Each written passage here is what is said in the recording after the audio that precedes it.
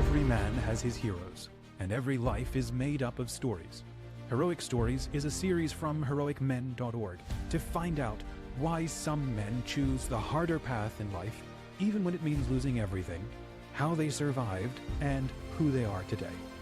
These men seem heroic to us, even if they don't call themselves that. They seem to have an extra strength in their system, extra grit to battle doubt and find purpose. All of these men are seeking divine friendship with God, and they all believe in building up faith, building up men, and building up our future. Sponsored by CatholicSpeakers.com and hosted by Dominic from Heroic Men, get the mindsets, the scars, and the playbooks that these men have earned the hard way. Heroism isn't born, it's made, and these are their stories. Hi men, welcome back to Heroic Stories. I'm your host Dominic from Team Heroic Men, joined by Brandon Hall. Welcome Brandon, how are you? Great, it's great to be here. How you doing? Good to be with you. So we get right into this show very quickly. First question is a story of heroism that absolutely lights you up. Where do you go? So I go right to my parents for this story. Both my parents, alive and well today, but both were diagnosed with cancer when they were both 50. Now, my dad's a little bit older than my mom. Yeah. So, and part of the reason that I started on my journey, and I think one of the reasons that, prompted the cancer was, quite honestly, was stress. Really? So they've lived very hectic, chaotic, stressful lives. And like I said, it was both shocking but awe-inspiring to see them both battle through cancer. So I have three other siblings, so there's four of us, and I'm the oldest. And my siblings were younger, and I remember coming home from college, and my mom kind of pulled me aside, and I was like, "Where's Dad?" And she's like, we got dinner. I'll get to that in a bit. And so yeah, she just kind of laid it on me, like, your dad's down in Pittsburgh, so I'm from Western PA originally, and he's in the hospital and he has cancer. And I'm like, what? My dad, he's only 50. He's young, he took on a kind of a difficult challenge with a new job, but I'm like, no, this doesn't happen to young folks like that. And so I immediately, when I came home from college, went down there and spent some time with him. And like I said, thank God they're alive and well. But it was incredible to see, just how much they had to overcome in their lives, specifically the cancer. And again, my mom got breast cancer, a few years later. And I think it all kind of stemmed from her stress and her anxiety. And so just to see them, to battle that, to keep supporting the family, to keep providing food, putting food on the table, that for me is kind of what defines heroism, I would say. Mm-hmm. Can I ask, how old were you when all of this went down? Yeah, so I was 21, 22. Okay, so And you're at again, a point where you're starting to, you're seeing their example, and then you're starting to internalize those lessons and pay attention about the impacts of stress and how to respond to it and how to keep going, as opposed to just, well, that's their problem, I'm still living my life. So I guess it sounds like there's a little more awareness broke in or challenged you to start rethinking things. I certainly did. Yeah, that was kind of, not only an eye-opening moment for myself, but I dealt with stress, fear, and anxiety for a long time, dating back and even to high school, because I played sports in high school and college. I played football. And so it was one of those things to where, I was never taught how to deal with it. I never really talked about it. My parents never really talked about it, but you kind of see it, waning on them. And I experienced it firsthand as well. And so when that happened, in conjunction with, so I was early 20s and I was just graduating, and then a couple of years later, I get into a very stressful, chaotic job in the medtech field. And so, their experience combined with my personal experience and just seeing the stress that, so many people had to deal with was sort of what spurred me on to go on this, personal and professional development journey to really reflect on my life and the things that I was lacking, and really to dig into what the root causes were, but also like what the solutions were and are to overcoming stress, fear, and anxiety. And we could probably get into that a little bit later, but that's when I kind of rediscovered my faith and my Catholic faith and really got into Catholic specific practices that are very much science-based to help me overcome my fear, stress, and anxiety because of my experience, but also to see how my parents, battled through cancer and came out, on the other end of that. Amazing.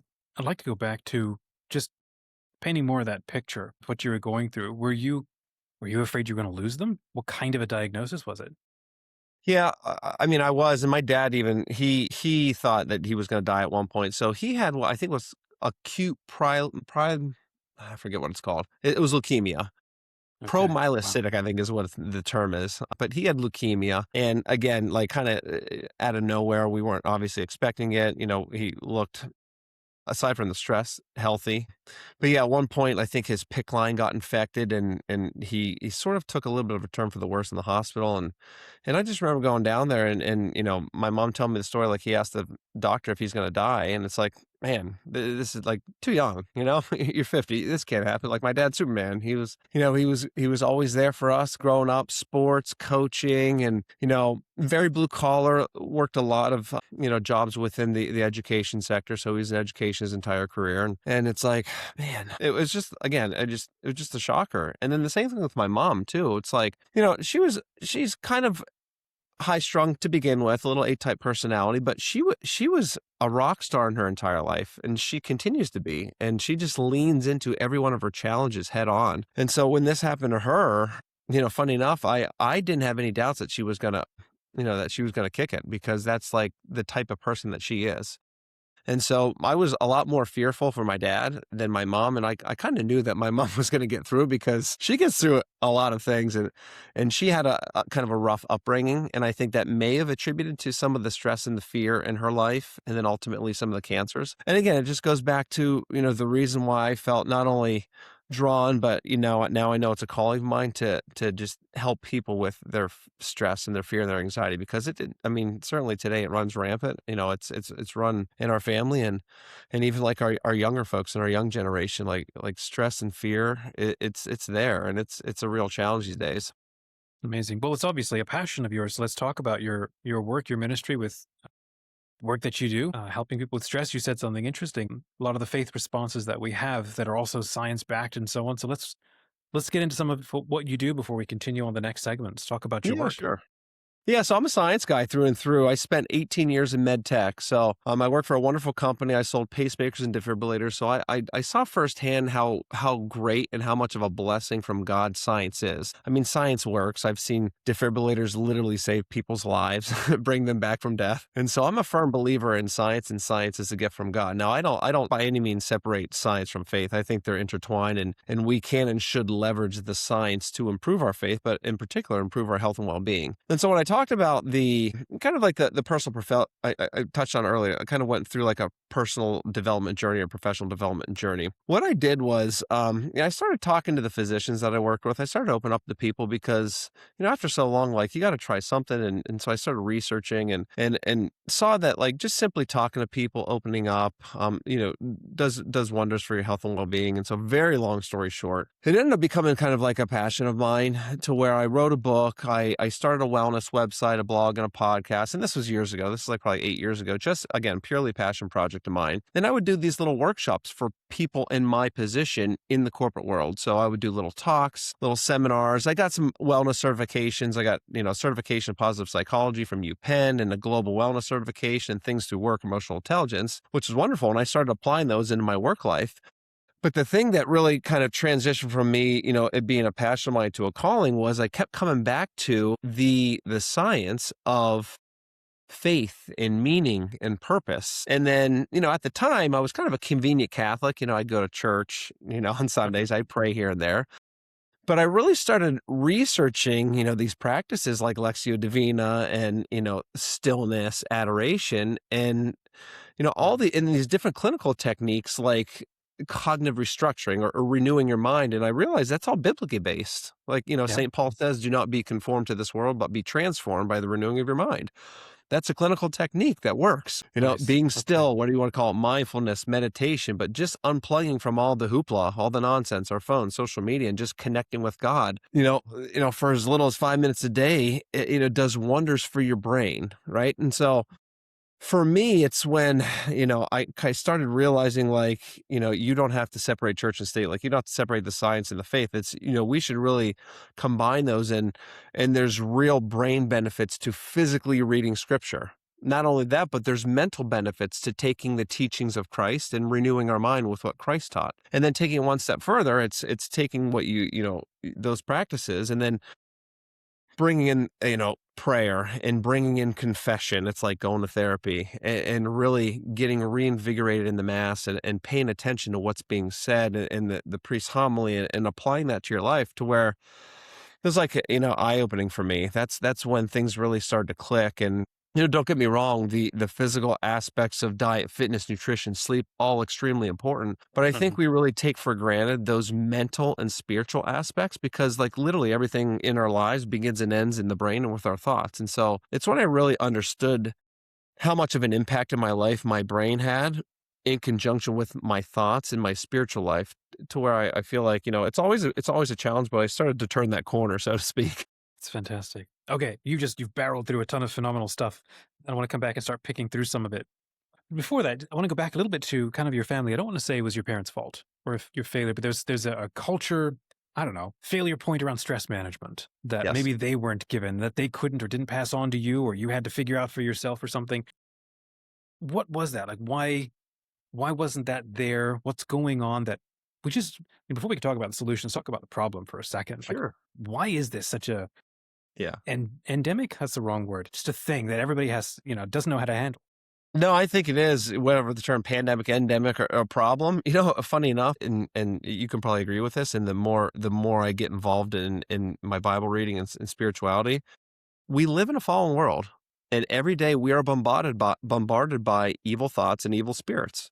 I mean, it's just a fact of life, and so it's always out there. The stress, the fear, the anxiety, this everything. It's constantly taking a toll on our minds, our bodies, and our souls, and it can come from. Unfortunately, it does sometimes come from our families, and it certainly comes from social media, mainstream media. I mean, the old adage, if it bleeds, it leads. I mean, we are bombarded with that. And so, my upbringing, I grew up in a small town, and I don't know if it has anything to do with like where I particularly grew up or my family or their challenges, but I think, today we're talking about it more, which is good, right? But we certainly didn't even talk about it, when I was growing up, 10, 15, 20 years ago. So at least we made strides there, and there's a lot of good resources out there. But I think where we're still missing the mark is that spiritual element, the fact that we are really under a lot of pressure, and we're under a spiritual battle that we need to confront, and we're afraid to talk about that in the public sector for sure.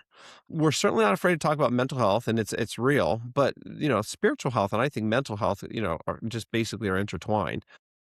And so sorry, maybe a very long-winded answer of, I don't think it's anybody's fault that we didn't deal with it back in the day, because the other thing too, and one of my passions is to bring to light all those times that we did check the box and go to church.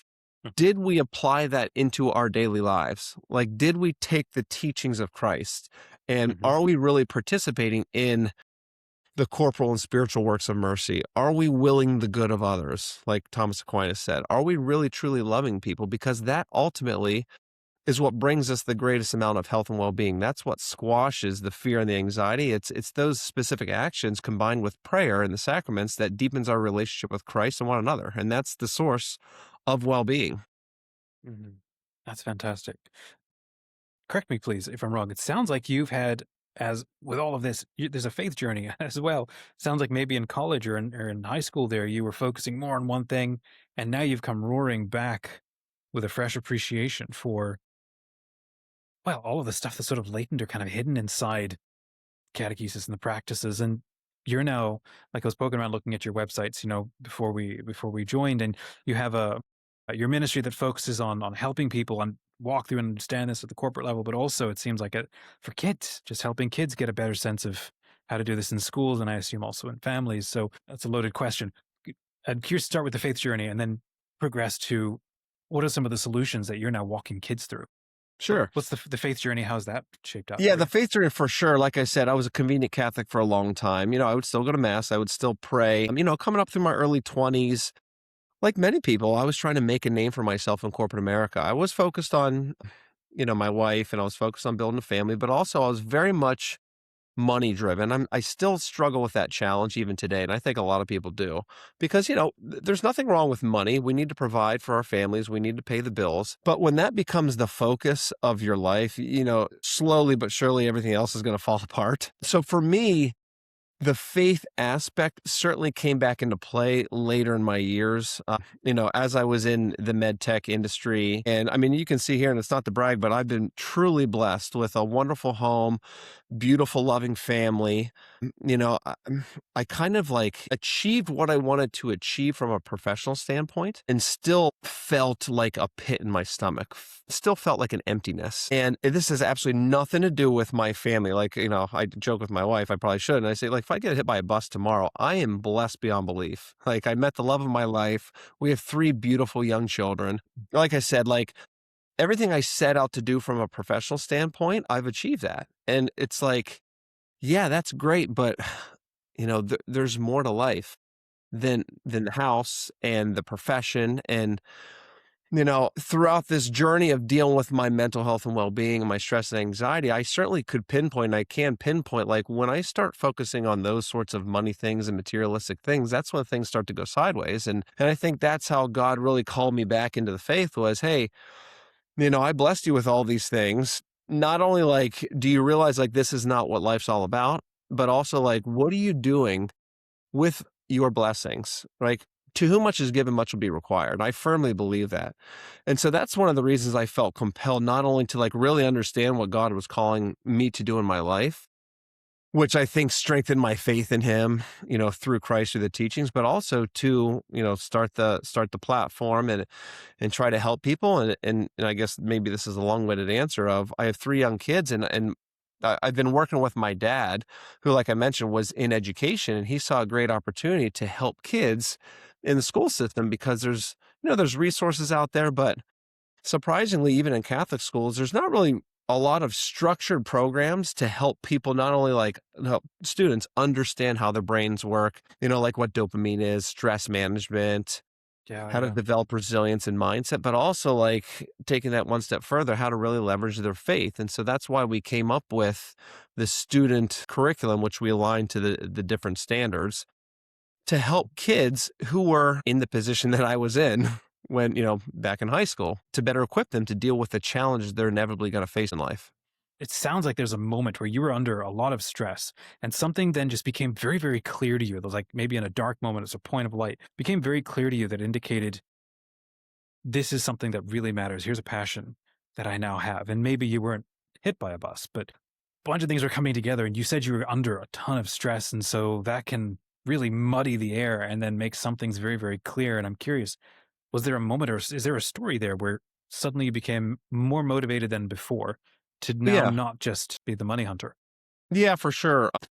I mean, I think it was a culmination of things. It's, my wife is she's a working mother and she's an absolute rock star. I mean, she's my soulmate. And so I would say it's a combination of my personal territory was not going the way that I'd used to. My wife was under a lot of stress. I was trying to figure out a way to alleviate her stress and some of her workload balance, both with her job and at home. There's, like I said, with the territory changes, there's a lot of changes going on with my work. And on top of that, I was working with my dad to build out the Catholic version of the platform. And it's like, man, everything is just kind of like coming to a head at the same time. Again, it's not one major thing, but job stress, my wife's stress, money stress, there's all the stress built in with the kids Yeah, and it the after stacks. school activities, those sorts of things. And so Mhm. I feel like sometimes it's cyclical, but all these things kind of bubbled up at once. And I think that's really what kind of, set me over the edge in a good way to Mhm. where I just like, I said, man, Lord, I give up. Like I need help. And I started going to church. I couldn't go every single day, but there was a wonderful, it's called the National Shrine of Our Lady Czestochowa near where I live. And I started going to the shrine. I started going to confession, monthly, started to go Mhm. to like an additional mass a week, started praying the rosary. Wow. And I started to feel a sense of peace come over my life. I started to notice physiological differences, like my stress was lessened. But then I started to notice little things occur in life to where, maybe you call it discernment, but I feel like or felt like God was answering my prayers. And so very long story short, one of the challenges that I was facing was, to be able to spend more time with my kids, to do the sporting events, to be able to devote a little bit more time with Catholic Well and what I was doing. Again, very long story short, I ended up leaving, my medtech company, and I found, a great position that was like a full-time, or is a full-time work from home position that kind of affords me a little bit additional time to spend with my family, to help my wife, to take some things off her plate, to kind of ease that burden. And so I'd been praying for that for a long time. It didn't just happen overnight, and there was a lot of challenges within that. But, I'd say over the course of a year and a half, God certainly answered my prayer and blessed me with, different work and the ability to kind of take a step back, reduce the stress, and help my family and help my wife more than I had before. Yeah, yeah, amazing. I think there are either men listening to this show or the younger men who are out there who are on the brink of, right, or entering a life phase or a season, kind of like what you just described, where the stresses are stacking and the responsibilities aren't going away and we can't seem to see a way through and we don't know how to handle it. One of the things that certainly gets challenged, right, is our sense of masculinity, our sense of manhood, where we look at this situation. I imagine that's kind of what, that's exactly how I feel, where it's, you wonder if you can hack it as a man, if you're good enough, if you've got what it takes and all of that. How, just from the standpoint of being a man, how were you reacting to all of that? And then what started to change? Because it's, you now present like you're more calm, you're more confident in your masculinity and the work that you do. You enjoy life a lot more than it sounds like you were back then. hmm So what changed on that front? Again, combination of the science and the faith. So thankfully, and I think most men could probably attest to this, I think we know that we need to work out, right? I think we know exercise is beneficial to us. I loved working out. I still love working out. And so as men, I think we need to tap into that oomph inside of us. Like, I'm going to totally butcher this Bible verse, but I think it was St. Paul that said, we weren't blessed with a spirit of cowardice, but a spirit of, power, love, and self-control. So we have that within us as men. And we need to use that in our daily lives, not to be aggressive out there and, look to pick fights. But I think we need, and that's what that really started to help me was, I see all these laundry lists of problems, but Christ said, offer them up to him, his burden is light. But also he said, you're going to have trouble in this world. You're going to have to take up your cross and follow him. So it's that mindset shift of, oh yeah, I've got a lot of stress in my life and a lot on my plate, but look what Christ went through. Like, that's part of life in this world. So we need to take it head on. And there's specific things that you can do to help that, which again, exercise, diet, fitness, nutrition, sleep, those sorts of things. But there's specific mental practices to help develop resilience, again, in conjunction with reading the Bible and read about what Christ said. It's leaning into those challenges. It's having that difficult conversation. It's being vulnerable and opening up to other people and saying, hey, you know what? I'm struggling with this. Can you help me? Nobody's going to say no. I promise you that, especially if they're Catholic or Christian, not to knock anybody else out there, but they're not going to say no. So be vulnerable and open up to people and tell them what you're thinking. Tell them what you're struggling with. And then open your Bible. Go to the New Testament. Go to the Sermon on the Mount. We have the playbook. We've had it for 2,000 years. Like, we know what to do. I mean, we may not know what to do, but it's in there. So leverage that and then use that in conjunction with the challenges, the specific challenges that you're facing in life. Because, God blesses you with challenges to sharpen the sword. And that's one of the biggest eye-opening things for me for a long time. Like, I've been listening to a lot of Father Mike Schmitz lately, and, he's like, as Catholics, we basically have one thing that we should do in life. It's like to become a saint, right? I'm sure there's many other things, but that kind of sums up, like, become a saint. Well, in order to become a saint, you have to go through trials and tribulations. So I've been praying to God to make me a saint for a long time, and man, he's given me some challenges, but thank God he has, because I would not be where I am today, and I'm not becoming the man that I am without those challenges and those struggles. And so I would say to the men out there, like, it's not going to get better from the standpoint, like, those are never going to go away. Okay. The devil runs this world still. You're still going to get all this stuff, but you can strengthen the armor. So you can deal with those better. That's what I think, that's where the magic really happens. That's probably kind of a cheesy way to say it, but when you kind of take those head on with Christ in your corner, that's when you can live life to the fullest. When you embrace those challenges, like what the apostles did. I mean, when they went out and preached the gospel and got killed for it, like when you can embrace the stress and the challenge and dig into that power of the Holy Spirit that resides within you, that's the way to live life. Mhm. Amazing. I want to ask you about this playbook. By the way, you mentioned asking God to make you a saint. And I'm like, I just stopped asking for anything. And something's like, well, God, whatever you want to happen, you'll make it happen. You need me to ask for something, I'll ask for it. But you got to prompt it because I'm done asking for stuff. I don't know what I wanted. Life's hard. I'm going gray here. So stress creates this ongoing sort of survival on switch that doesn't like to come off.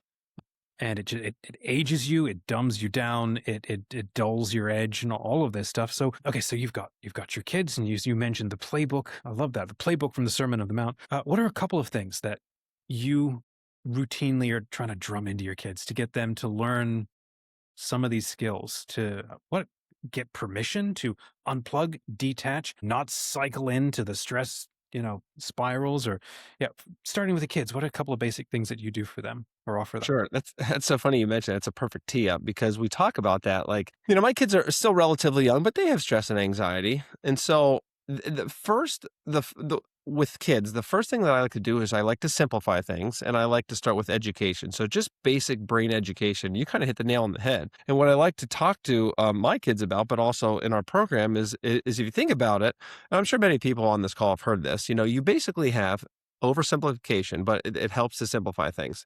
Two main parts of your brain. You have the conscious thinking brain, right, called the prefrontal cortex. That's the seat of your rationality, self-control, decision-making, planning. Then you have the unconscious limbic system. That's the seat of your emotions. That's where stress lives.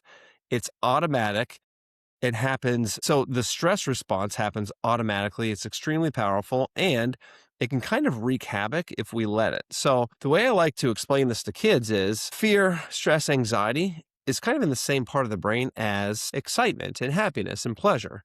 And so when they're getting, before like a sporting event, when they're getting a little anxious and stressed out, I like to tell them like, hey, that's just your brain getting your body ready to do something exciting, giving your body energy. And so again, oversimplification, but it really helps them. And then in conjunction with a few simple physical practices. And so I like to go back to the Bible, be still and know that I'm God. So stillness combined with breathing, it does wonders, absolute wonders for your health and well-being, in particular your brain. And so, a lot of the literature is based upon like mindfulness meditation or mindfulness-based stress reduction. But I mean, it's been shown through scientific research that people that practice, some form of stillness consistently every day have bigger portions in their prefrontal cortex, like they have greater blood flow and density in that part of the brain. And they have smaller portions in their limbic system, particularly the amygdala, which controls, the stress response and like your threat detection center. So I just try to tell them, like, just think about it. Take a deep breath, a couple deep breaths in through the nose, out through the mouth. Because another little science tidbit, when you breathe in, your heart rate speeds up naturally. And when you breathe out, it slows down naturally. So just a couple deep breaths in and out, but breathe out slower than you breathe in. And just close your eyes and just relax and just let the emotions pass. They'll pass. Just focus on your breathing. Just redirect your thoughts from whatever's going on. And I would encourage everybody to do this in their life. We're all under a tremendous amount of stress and pressure, and maybe, or maybe we're not, and we have like, we got to think about the email or the lunch to make and the kids and all that stuff. And that may not be stressful, but we have a lot going on. And so it's really important just to take a step back, just to center yourself and just close your eyes and just be present with God and just breathe. And that, like I said, that does wonders for your health and well-being, and just kind of like redirecting that focus, observing the thoughts, but recognizing those thoughts, especially the stressful negative ones, they're not coming from God and they don't define you. Your thoughts are not you. Thoughts come and thoughts go. So just recognizing that, but know that you have an intellect and a will, and you can control that. And so you need to strengthen that control muscle in the brain through practices like stillness and breathing. And so those are just a couple simple little practices that I like to instill in the kids. And then one other quick one, I know I'm rambling a little bit, but just mindset stuff. And again, it goes back to the Bible. Like I go to my son almost nightly to Matthew chapter 6 from the Sermon on the Mount, like who by worrying can add a single moment to their life? Do not be afraid. I am with you. And so I try to tell him, like, first and foremost, Christ is with us in our thoughts and our emotions. So the Mhm. more we talk to him, the more we tap into that, the more we listen to scripture or read scripture, the more we fill our minds with that type of thinking, the easier it's going to be to deal with the negative thinking and the stressful thinking and those, the evil things that we see on our phones and in the mainstream media. That's what Mhm. we have to take a proactive approach, like working out our muscles in the gym. We need to work out our brains, our minds, and our spirits through what we already know, through the sacraments, through the teachings of Christ. Fantastic. What's a verse from sacred scripture that has surprised you the most or has unlocked something you never thought of before? Yeah. Gosh. I mean, again, I'm not the greatest at quoting them verbatim, but I can think of a bunch of them. Again, do not be afraid. So many times I can do all things through Christ who strengthens me. I have come that they may have life and have it to the full. That one is huge for me because Christ wants us to live life to the fullest. Like he Mhm. came so that his joy may be complete in us. So again, it's not, and this is not like prosperity gospel stuff. We're going to have challenges, but I think it's, and I sound like a broken drum, but it's how we deal with the inevitable challenges and the stress and the fear and the pain and the death and the sickness of this fallen world. I think that's how we truly live life to the fullest and strengthen our relationships, not only with one another, but with Christ. Again, if somebody calls you to walk a mile, walk two. I love that one because I look at that and I'm not knocking any one of our Christian brothers, but that's one of the reasons why I'm Catholic, because I think the Catholic faith is the fullest expression of Christianity. Like it's going that extra mile. Like for me, with the Eucharist is the body and blood of Christ. He said it. He said it 3 times or, 2 or 3 times, and his disciples left him. Like that's not, and again, I'm maybe going down the wrong path. Maybe the Holy Spirit's coming through me in a little different way, but Eucharistic miracles. Like, it's true. Like, look at all the scientific explanations for our Catholic faith. Look at all the Marian apparitions and the incorruptible saints. Like, gents out there, our Catholic faith is true. So let's tap into it. Let's read scripture. Let's leverage those verses that are going to help us through our challenges because apart from Christ, we can do nothing. He's the vine, we're the branches, those sorts of things. And I could probably ramble off a couple other random Bible verses that I'll butcher, but it all for me goes back to, take up your cross and follow Christ. Like lean into those challenges. Don't be afraid. Mhm. Enjoy the moment. You're going to have trials and tribulations, but you can get through it with his help. There you go. Cross maxing much? So let's talk about your heroes. Who are your heroes? The first one that comes to mind is my wife, really. I mean, she's, like I said, she is the love of my life, an incredible mother. She's been working her butt off full time. She comforts me, she calms me, she's always there for me when I need her. And so she's probably like, my number one. And I get a little emotional, but Do you mind if I ask how you met? sure. Thanks for that reset. So we met at college.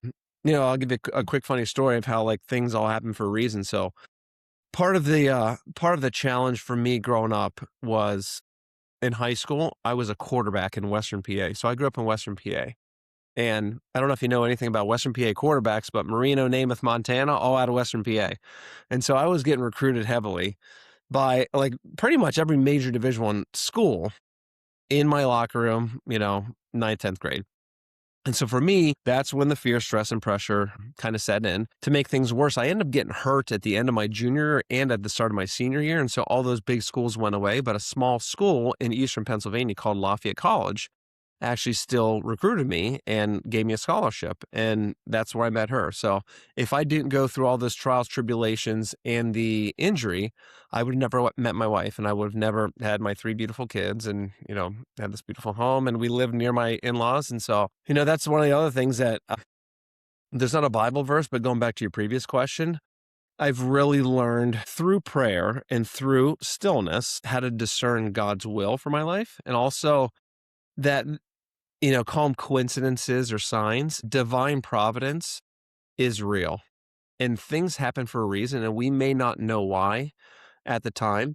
But if you look back, whatever, a day, 2 days, a week, couple weeks, I mean, you can see God making these little events come to life in your life. And I've seen that so much now more so than ever in my day-to-day life that now that I've, been reinvigorated in my faith and going to church more often and going to confession, adoration, the rosary, like it's funny. It just seems the more I get invested in my faith, the more I can discern God's will for my life. And the more I see that play out in the real world, whether that's through events, other people talking to me or, random coincidences. And I think that it may not all be like a smooth path and it may not always be hunky dory along the way. But if you look back, I can see where God was working throughout my life. And that also helps me with my mental wellness and well-being because, I can see God working in my life. Absolutely. No, it takes the pressure and the sort of, what would you call it? Mental inflammation, soul inflammation can come way down when you can have that confidence that you are wanted and you are cared for proactively Mhm. as well. Apart from your wife as a man, who Mhm. are some men or especially masculine figures that inspire you? I mean, I'll go back to my dad because like everything that he's been through, he inspires me now because he's just as excited and maybe if not more excited about what we're doing together. So like I said, Oh, I've been really? blessed with my dad. He's retired now. So he spent his entire career in education. That's how we came up with like, our standards aligned curriculums for students because he was a tremendous resource for that. He's master in education. He's been a teacher, at risk students, public school, private school. He's been a superintendent. He's been assistant superintendent, principal. Like he's done everything. He's been a Catholic school principal. So he's been in education his entire career. And just to see kind of like all the challenges that he's faced in life and where he is now and how much, time and energy that he's pouring into this when he doesn't have to. I mean, he's literally retired. Right. But I, Right. I think he also sees the need and he's a very faith-filled individual. We just came back from a conference a couple weeks ago and he was, giddy and getting out there and handing out brochures and talking to people. And that's inspiring because it's a different side of him that I never knew growing up. And Wow. just to see the evolution of him as, a father, a man, a servant of Christ has just been inspiring for me. Mm, that's amazing. I'm curious if it's okay to ask a little bit more about his story because you described him. You said he was a Superman earlier on, so he sounds like he's someone who was formative for who you are as a man. Can we learn a little more about him? Yeah, sure. So we both grew up in the same town, a small town in Western PA. And funny enough, he was kind of like when he was growing up, he was kind of like the star of his town. So he was a wonderful athlete. He played two sports in college. He was kind of like that, I don't know, that manly macho figure, if you will, in high school. It's funny, he may be kind of like more from that macho figure, and he still kept his manliness, but he also assumed a wonderful level of humility as he grew up, as he was in the education field and seeing the kids and the impact that he could make. And so he was the one that really instilled in me, like when I mentioned, and again, this was not his fault, not my coach's fault, nobody's fault. Like I never opened up to him at all and told him like what I was dealing with mentally. It'd be some stress and fear a little bit, like he could sense a little bit, but he was the one that really instilled me that like, hey, you got to put your head down and run through the wall and just get the job done. Like we're men. We'll figure it out. Like use your God-given physical abilities because we were both, tall, athletic, both played sports. And so take that aggressive, confident energy into not only sports, but into the working world. And so he instilled that in me. And so did my mom. My mom had, like I said, a lot of A-type, confidence, and she was a go-getter, still is to this day. And so, she's definitely one of my heroes as well because she was the one. So she's a nurse and she's in health. And so she instilled in me like a very, very much combination, both my parents, a lot of my passions, health and wellness, med tech. I get that from my mom. She's been a nurse for a long time, a visiting nurse. And so when my dad got sick, like she jumped in right away. She actually helped to uncover the cancer. Like, she was clued in on it pretty early, which saved my dad's life. And so they Wow. caught it early Okay. because of my mom. And so she's very tuned in and she certainly one of my heroes just with the way that she, they both, again, blue collar working jobs and the way that she took care of the family and always put us first and always like, had dinner ready and they both would be there and support all of our activities growing up. I mean, they certainly were a dynamic tag team and she was superwoman as well. I mean, it was just like constantly go, we'll figure it out, I don't think they had as much money as they led us to believe, because they definitely, bought us a lot of things, and we were very fortunate growing up. And I think it was a lot of hard work behind the scenes to make ends meet a lot for both of them. And so, but I have nothing but incredible memories growing up. And I think that's just a testament of two loving parents who, granted they have their battles, but love each other to the ends of the earth, love their kids to the ends of the earth, put their heart and soul into everything that molded us to what we are today growing up. And it's just, again, just awe-inspiring to see where they both are and the things that they've overcome with their sicknesses. So, last question, Brandon. Who do you seek to be a hero for? And I got to be annoying. You can't pull the God card or your family card, because as a man, those are your givens. So who else are you here to put heroic effort into serving? My passion's kids, honestly. I mean, especially those struggling with mental health challenges. Like, I love coaching. I coach kids. I love educating. I try to coach my kids' sports and those sorts of things. But like I said, I have 3 young kids. They go to a wonderful Catholic school, and not to knock Catholic schools out there, but a lot of them don't even have health class anymore.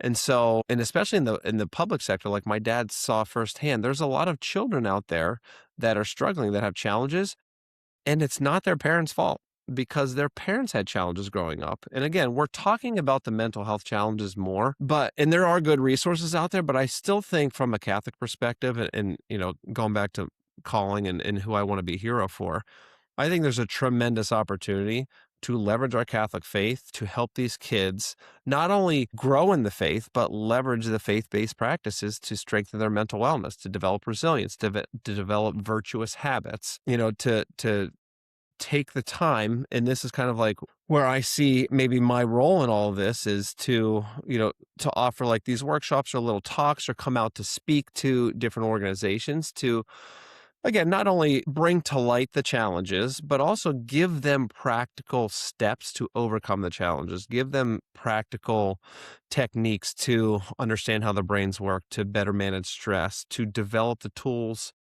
to take on the challenges that they're inevitably going to face. And again, it has nothing to do with a lack of effort or knowledge or anything that on their parents, because their parents, they may be doing the same thing, but hey, the more the merrier, right? And if their parents aren't doing that, it may not be their fault. And I think, like I said earlier, we live in a fallen world, and it's going to be there. Like the stress and the fear, it's going to be there. And so I think it's on all of us to help in any way we can. And for me in particular, I want to be that, and I don't like using the word hero, but I want to be that example of Christ for kids out there, first and foremost, that are struggling, but also for the parents too. Because, I struggle with educating my kids. We all have our own challenges and different ways of talking. And I can't say that I'm perfect with every message that I deliver, or every message that I want to deliver and don't deliver because of fear or whatever, or every technique that, maybe we practice once or twice, but then we forget about. So there's nobody perfect out there, but the more we can do this together, the better we will serve God and others. Thanks for joining us. If this story connected with you, send it to someone. And if you want to chat with us about anything that we've said, send us a message at heroicmen.org/stories. Our partner at CatholicSpeakers.com has built the easiest way to book powerful Catholic speakers for your men's event. They are the #1 resource worldwide for event organizers and Catholic speakers. Book easily, confidently, and ask for several grants to support ministry to men. Visit heroicmen.org/speakers today. Come and share your journey in the Heroic Brotherhood, our online community for Catholic men like you. Get the app with the best Catholic media for men, including Heroic Men's original series, Be a Man. It's all free, because an alliance of donors already paid it forward for you. Stand with us. Let's build the future of Catholic men. Will you pay it forward? $5 a month pays it forward for 5 men. Visit Heroic Men to stand with us. Because men like us, we leave no man behind. Visit heroicmen.org today.